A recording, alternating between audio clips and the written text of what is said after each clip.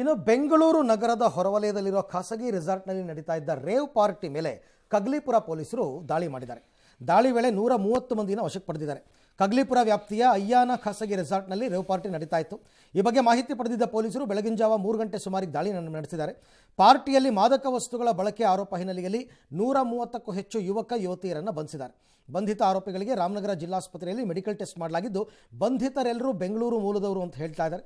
ಸುಹಾಸ್ ಗೌಡ ಎಂಬುವರಿಗೆ ಸೇರಿದ home stay ಇದಾಗಿದ್ದು, ವಾಟ್ಸಪ್ಪಲ್ಲಿ ಗ್ರೂಪ್ ಮಾಡಿಕೊಂಡು ಪಾರ್ಟಿ ಆಯೋಜನೆ ಮಾಡಲಾಗ್ತಾ ಇತ್ತು.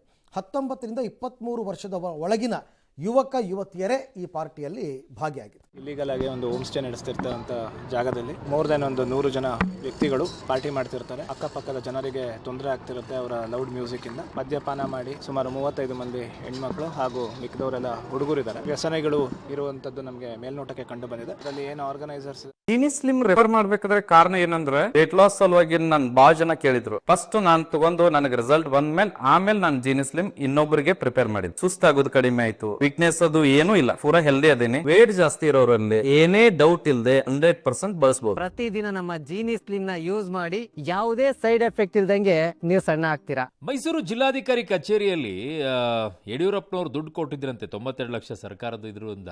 ಅದನ್ನು ಅರಸುವವರ ಪ್ರತಿಮೆ ನಿರ್ಮಾಣ ಮಾಡಿದರಂತೆ, ಅದರ ಉದ್ಘಾಟನೆ ಮಾಡಿಲ್ವಂತೆ. ಅದಕ್ಕೆ ಇವತ್ತು ಬಿಜೆಪಿ ಕಾರ್ಯಕರ್ತರು ಮತ್ತು ಪೊಲೀಸರು ಒಂದಿಷ್ಟು ಚಕಮಕಿ, ನೀವು ಮಾಡ್ತೀರಾ ಇಲ್ಲ ನಾವೇ ಮಾಡಬೇಕಾ ಉದ್ಘಾಟನೆ ಅಂತ. ಇನ್ನೊಂದು ಕಡೆಗೆ ದೇವರಾಜ್ ಅರಸು ಅವರಿಗೆ ಬಡವರ ಬಂಧು ಕರ್ನಾಟಕ ರತ್ನ ಪ್ರಶಸ್ತಿ ಕೊಡೋದ್ರ ಬಗ್ಗೆ ಕ್ಯಾಬಿನೆಟ್ನಲ್ಲಿ ತೀರ್ಮಾನ ಮಾಡ್ತಾರಂತೆ.